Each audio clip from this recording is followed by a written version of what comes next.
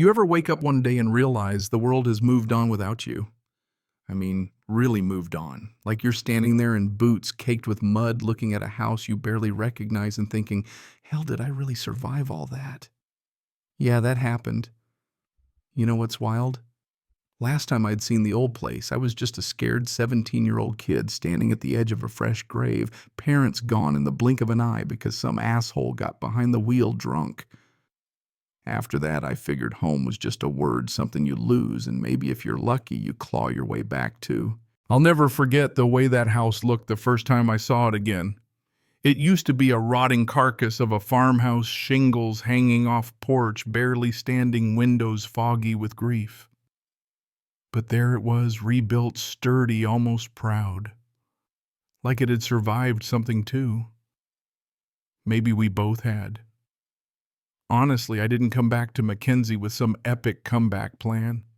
I just needed to get the hell out of the city, out of those soul-sucking tech jobs and rented closets they called apartments, surrounded by people who'd forget your name the second you stopped being useful. Out here in Carolina, though, the land's got a different kind of memory. All it asks is that you treat it right. Took me almost 2 years. No kidding, 2 years fighting court hearings, missing files, and paperwork stacked higher than a church steeple just to get my name back on the deed. When your folks die without a will and you're underage, the state grabs your home like it's picking up lost change off the sidewalk. My folks' place got passed around, misplaced, forgotten. Nobody cared. Some files went missing, maybe by accident, maybe not. But I hunted down every scrap. Found old land surveys, a letter from my granddad, even a lease agreement with my dad's faded signature. Stuff that smelled like mold and justice. When it was finally mine again, I didn't wait around. Put every dime I'd saved into fixing the place. New foundation, fresh insulation, solar panels on the roof, porch wide enough for a tailgate party. Hauled in wood from an old millstone from the quarry for the fireplace. And every nail I drove in felt like reclaiming a piece of myself. It was more than a house, it was a declaration, this is mine. About a year later, I met Sarah. We got married right there in the backyard under a string of lights and an oak tree, stubborn as sin. 2 kids followed. One came screaming into a thunderstorm in July. The other slid into the world during a January freeze so cold the pipes almost burst. This land, it stopped being just dirt. It turned into our sanctuary. At first, we were pretty much alone out there, just us. A few gray-haired neighbors who'd been there since the moon landing, miles of woods, deer, and the sound of creek water. Then the developers sniffed us out. You know the type, surveyors in orange vests, trucks rolling in with Laurel Hills Estates painted on the side, pretending they weren't up to anything. Next thing you know, roads started slicing up the forest. Mansions shot up faster than dandelions, fake shutters, 3-car garages, no soul. Then came the HOA. Yeah, those guys. I'd heard the horror stories, HOA presidents showing up with measuring tape and a god complex, but I figured, hey, they'll leave me be. My place sat just outside their subdivision. Old land, Mackenzie land, not in their kingdom. That was my first mistake. First, they sent Daniel some guy with a corporate smile HOA logo stitched on his shirt, acting like he was inviting me to a barbecue. I told him politely my land wasn't their business. He left me a pamphlet anyway. 2 years later, a new rep showed up, a younger woman who kept calling my backyard common adjacent space like that meant something. She tried to sell me on pool access and community synergy. I laughed, told her we already had a pool and enough headaches. She didn't laugh back. Then came Karen. And if you've never met a real-life Karen, count your blessings.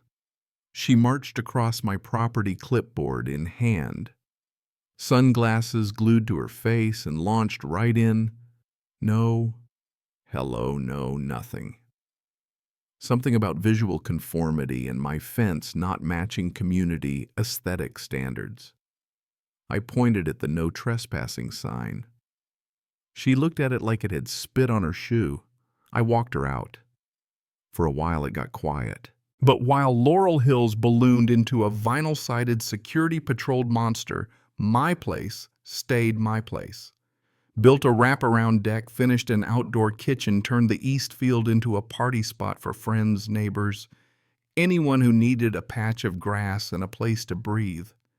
Every bit of it paid for, built by my own hands. And still, they circled. The letters started. Little hints about appreciated compliance and potential inclusion reviews. I hadn't joined anything, but suddenly rumors flew, said I was squatting on HOA land, that my house was grandfathered by some legal trick, that I owed back dues for services I never got. At first I laughed it off, then I started documenting everything. Cameras, logs, copies of every letter. I saw the way the white SUVs would idle across the street, how the HOA polo shirt crowd would linger by my fence taking pictures. One time I strolled out with a crowbar and offered to let them in for better angles. They scattered. Then it got real. I came home one day and there's a laminated notice zip-tied to my gate: final request for compliance. 30 days.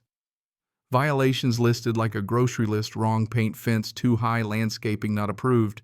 And the best part, your cooperation will prevent unnecessary enforcement procedures on my land. I poured myself a whiskey and double-checked every deed survey tax record I had. Every last one proved they didn't have a legal leg to stand on. But that didn't stop them from trying. The threats turned into action patrols, doing slow laps, flyers left on my windshield, accusing me of noise violations, and get this, possible livestock. All I had were 2 lazy labs and a cat fatter than a raccoon. But they started following my wife home. My kids came back from school saying teachers were asking if their dad was breaking the law just by living where we lived. That's when I marched into the principal's office and laid down the law. I upped my security, logged everything, cameras everywhere, cloud backups, the works. Every pushback I made, the HOA doubled down. Then one morning, Karen herself stormed my driveway again, clipboard-ready attitude, sharper than ever. She stood out there shouting at the camera about neighborly resolutions, wanting me to join up. I watched from the window, sipping coffee, thinking, lady, you have no clue what storm you're calling down. A day later, I get a certified letter, claims I owe $50,000 in back dues, fees, penalties, even shared environmental stewardship. I almost laughed myself sick. But then a week later, I'm served with notice, intent to lien. They were coming for my home. Time to lawyer up. Met Rachel Dunn, tougher than boot leather, smarter than anyone in the county. Handed her every document. She flipped through them, frowned, then smiled. They're bluffing, and we're going to make them wish they'd never heard your name. That night I doubled down: extra lights, new passwords, walkie-talkies for the kids. I wasn't scared, but I wasn't dumb either. The lawsuit landed like a brick.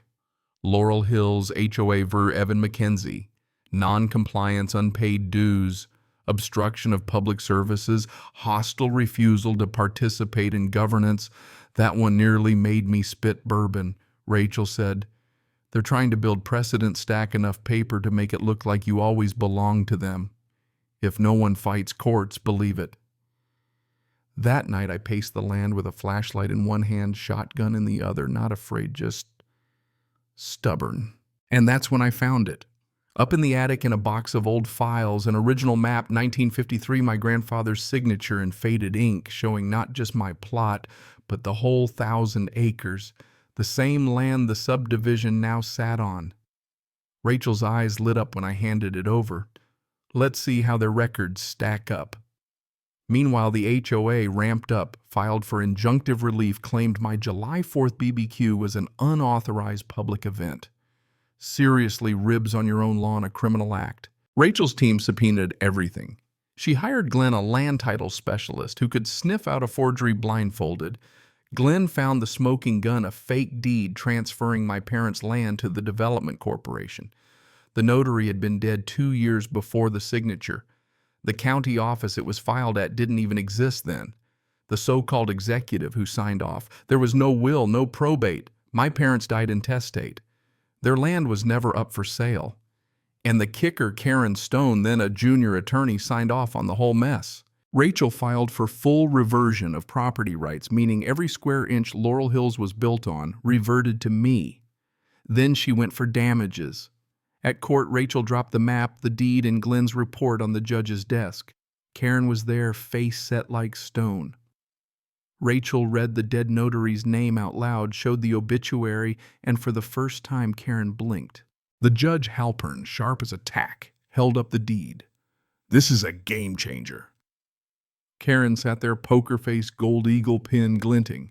Rachel peeled back every layer: my parents' deaths, the missing probate, the forgery, the sham LLC, all of it. Karen's lawyers threw fits. Halpern shut them down. "Counselor, sit down." Then Rachel dropped a surprise. Harold Manning, retired county clerk, who remembered being told by a supervisor, now Judge Troy Bennett, to process the fake deed. The courtroom froze.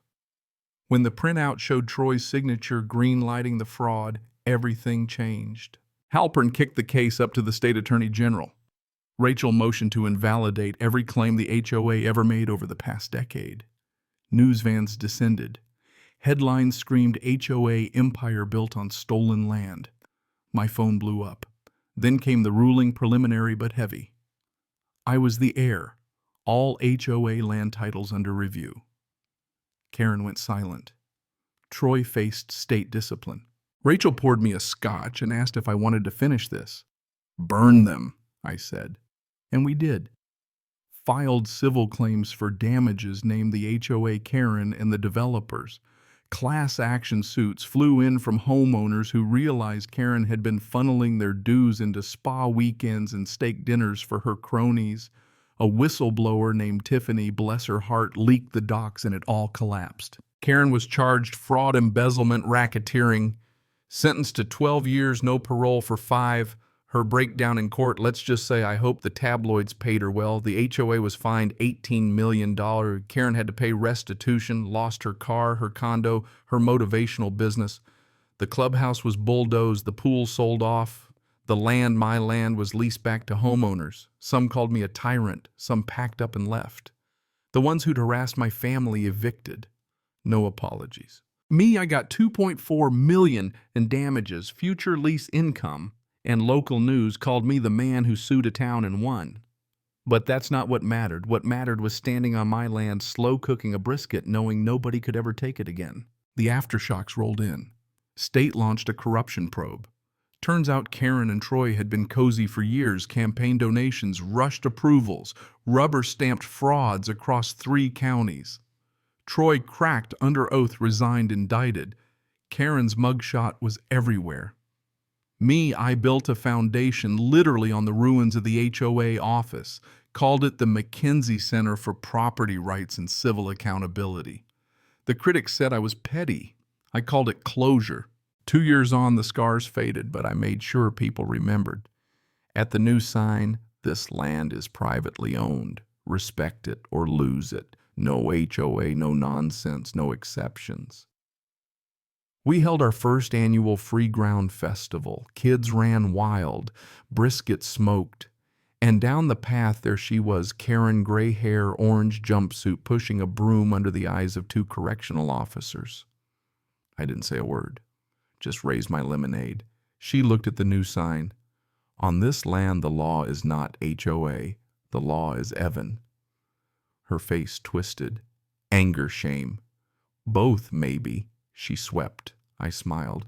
"Now let me ask you, what's justice look like to you? Is it a judge's gavel, a check in the mail, or just a quiet day on land no one can steal?" Drop a comment, share your story.